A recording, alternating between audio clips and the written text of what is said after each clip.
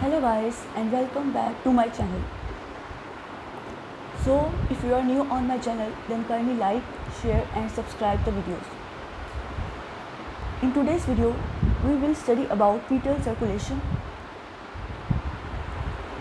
ये जो डायग्राम है ना ये फीटल सर्कुलेशन के बारे में डिस्क्राइब करती है ड्यूरिंग फीटल लाइफ.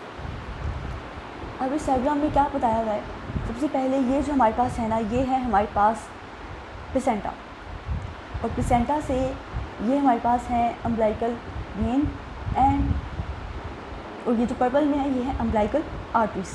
तो हमारे पास एक अम्बिलिकल वेन है और दो अम्बिलिकल आर्टरीज हैं.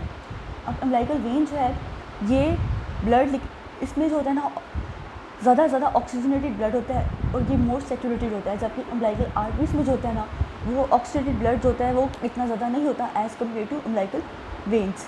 अम्बिलिकल वेन्स होती हैं उनमें पार्शियल प्रेशर ऑफ ऑक्सीजन 30 जबकि सेचुरेशन होती है वो 80% होती है और अम्बिलिकल आर्टरीज में ऑक्सीजन की सेचुरेशन कम होती है. तो हमारे पास दो अम्बिलिकल आर्टरीज हो गई और एक अम्बिलिकल वेन हो गई फ्रॉम द प्लेसेंटा. अब ये जो अम्बिलिकल वेन है ना ये क्या करती है कि ये प्लेसेंटा से जो ब्लड है ना वो लेके जाती है टुवर्ड्स द हार्ट. ठीक है, अब प्लेसेंटा से ब्लड जो है वो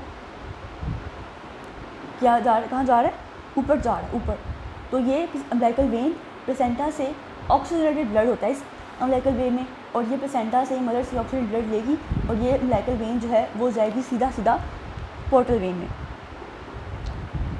अब क्या होता है, सबसे पहले ब्लड जो है ना वो एंटर करता है अम्बिलिकल वेन.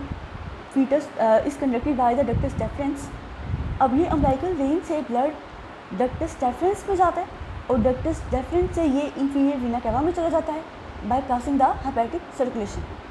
अम्बिलिकल वेन से आया, अम्बिलिकल वेन से होता हुआ डक्टस डेफरेंस में आया, डक्टस डेफरेंस से इंफीरियर वीना कैवा में आया, इंफीरियर वीना कैवा से क्या होगा, most of the high oxygen blood reaching the heart by the. अब ये इंफीरियर वीना कैवा से होता हुआ राइट एट्रिया में आया, राइट एट्रिया से फोरामेन अवेल से लेफ्ट एट्रियम. ये सारा ऑक्सीजनेटेड ब्लड था जो प्लेसेंटा से मदर से अम्बिलिकल वेन के थ्रू डक्टस विनोसस के थ्रू इंफीरियर वीना कैवा के थ्रू राइट एट्रिया से होता हुआ राइट एट्रिया से फोरामेन ओवेल और फोरामेन ओवेल से लेफ्ट एट्रिया तक होता हुआ चला गया और लेफ्ट एट्रिया से ऑब्वियसली ये पूरी बॉडी में चल जाएगा. अब क्या होता है, ये ऑक्सीजनेटेड ब्लड था जो फीटस को सप्लाई होता है ड्यूरिंग फीटल लाइफ. अब क्या होता है कि जो डीऑक्सीजनेटेड ब्लड होता है ना वो from the superior vena cava आता है to the right atria. Right atria से राइट एट्रिया में आएगा सुपीरियर वीना कैवा के थ्रू और राइट एट्रिया से राइट वेंट्रिकल में आएगा, राइट वेंट्रिकल से वही पल्मोनरी आर्टरी में चला जाएगा, पल्मोनरी आर्टरी से. अब ये जो है ना ये एट्रिया वेंट्रिकल पल्मोनरी आर्टरी से ये देखो ये पल्मोनरी आर्टरी थी, ये डायग्राम. अब क्या हो रहा है कि जो ब्लड है वो एट्रिया से वेंट्रिकल्स में आ रहा है, वेंट्रिकल से पल्मोनरी आर्टरी में जा रहा है और पल्मोनरी आर्टरी जो है उससे डक्टस आर्टरियोसिस में जा रहा है और डक्टस आर्टरियोसिस के थ्रू ये एओर्टा में जा रहा है और एओर्टा से ये पूरी बॉडी में जा रहा है. ठीक हो गया. तो ये जो डायग्राम है ये इसको डिपिक्ट कर रही है कि सबसे पहले सुपीरियर वीना कैवा जो है यहाँ से ब्लड आया है डीऑक्सीडेटेड ब्लड और वो राइट एट्रिया से होता हुआ राइट वेंट्रिकल से पल्मोनरी ट्रंक से होता हुआ डक्टस आर्टरियोसिस के थ्रू पूरी बॉडी में चला गया. कौन सा ब्लड, डीऑक्सीजनेटेड ब्लड, और वहाँ से वो फिर अम्बिलिकल आर्टरीज के थ्रू जो है वो प्लेसेंटा में चला गया.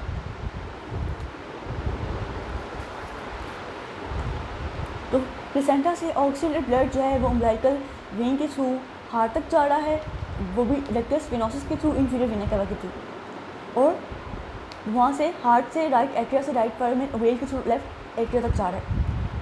जबकि जो ऑक्सीजन ब्लड है वो सुपीरियर वीना कैवा के थ्रू आएगा हार्ट में राइट एट्रिया में और राइट एट्रिया में आने के बाद जो है वो वेंट्रिकल्स में जाएगा, पल्मोनरी ट्रंक में जाएगा, फोरामेन ओवेल के थ्रू कुछ भी नहीं होगा उसका. पल्मोनरी ट्रंक में जाके वो डक्टस आर्टरियोसिस के थ्रू चला जाएगा एओर्टा में, डक्टस आर्टरियोसिस के थ्रू एओर्टा में जाने के बाद वो वहाँ से बॉडी में चला जाएगा और ऑक्सीजन ब्लड जो है पल्मोनरी आर्टरीज के थ्रू, फिर दो पल्मोनरी आर्टरीज हैं वहाँ उनके थ्रू जो है वो प्लेसेंटा तक चला जाएगा.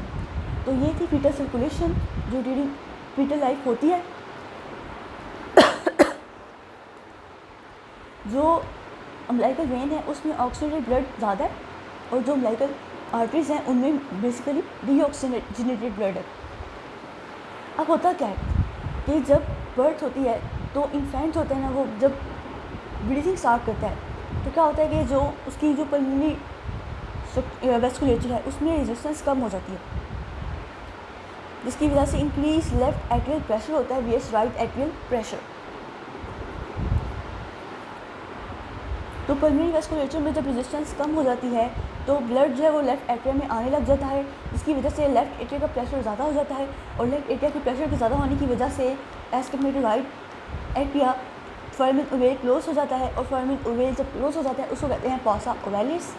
Fossa ovalis increase in oxygen from respiration and अब क्या होता है नेक्स्ट डक्टस आर्टरियोसिस जो है ना उसमें भी क्लोज होना होता है एट बर्थ। तो क्या होता है कि प्लेसेंटा होता है ना उसकी वजह से प्रोस्टाग्लैंडिन्स प्रोड्यूस कर रहा होता है, तो प्रोस्टाग्लैंडिन्स जब प्लेसेंटा सेपरेट हो जाएगा तो प्रोस्टाग्लैंडिन्स प्रोड्यूस नहीं होंगे, और साथ ही साथ जब रेस्पिरेशन स्टार्ट हो जाएगी तो ऑक्सीजन की कॉन्सेंट्रेशन जो है वो ज़्यादा हो जाएगी, जिसकी वजह से जब प्लेसेंटा की डिक्रीज प्रोस्टाग्लैंडिन्स की वजह से इंक्रीज ऑक्सीजन सैचुरेशन की वजह से जो डक्टस आर्टरियोसिस है जो कनेक्ट कर रही थी पल्मोनरी ट्रंक को एओर्टा के साथ वो क्लोज हो जाएगी।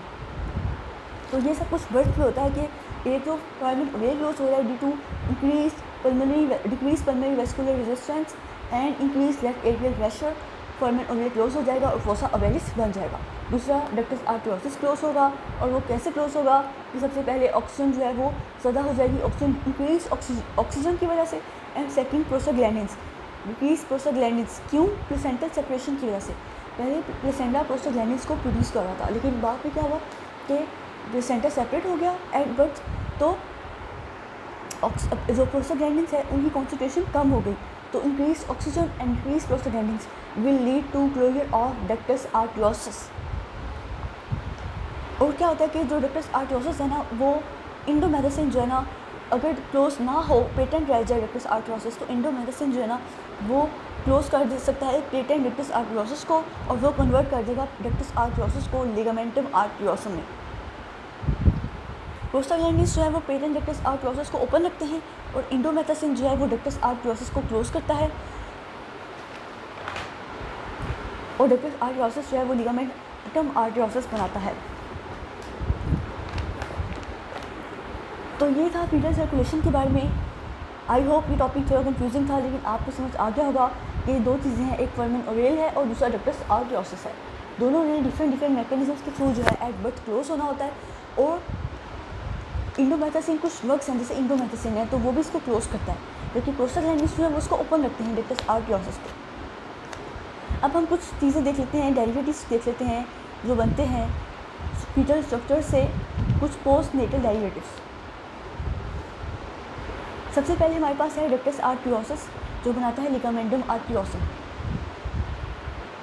डक्टस वेनोसस जो कि लिगामेंटम वेनोसम बनाता है, फोरामेन ओवेल जो कि फोसा ओवैलिस बनाता है, और अम्बिलिकल आर्टरीज जो कि मीडियल अम्बिलिकल लिगामेंट बनाती है, और umbilical veins ligamentum teres hepatis round ligament of the जो होता है ना लीवर वो बनाती हैं, ligamentum teres hepatis round ligament से कहते हैं, जो कि कैल्सिफॉर्म लिगामेंट में प्रेजेंट होता है।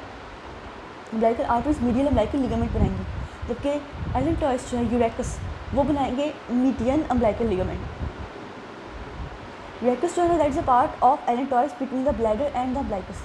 इनके अम्बिलिकस और ब्लैडर के दरमियान जो है ना एलेंटॉइस उसका एक पार्ट है यूरेकस, वहाँ से मीडियन अम्बिलिकल लिगामेंट बनता है, जबकि umbilical when medial umbilical ligament बनाती है, और अम्बिलिकल आर्टरीज जो है वो लिगामेंट अम्बिलिकल आर्टरीज जो है वो मीडियल अम्बिलिकल लिगामेंट बनाती है, और जो अम्बिलिकल वेन है वो ligamentum teres hepatis round ligament बनाती है। तो ये हमने पढ़ लिया लिगामेंटम डिफरेंट स्ट्रक्चर्स के बारे में। डक्टस आर्टरियोसिस हो गया, डक्टस वेनोसस हो गया, फोरामेन ओवेल हो गया, यूरेकस हो गया, और अम्बिलिकल वेन हो गया, और अम्बिलिकल आर्टरीज जो कि मीडियल अम्बिलिकल लिगामेंट बनाती हैं। सो नेक्स्ट वीडियो में we will study about cardiovascular anatomy. Thank you.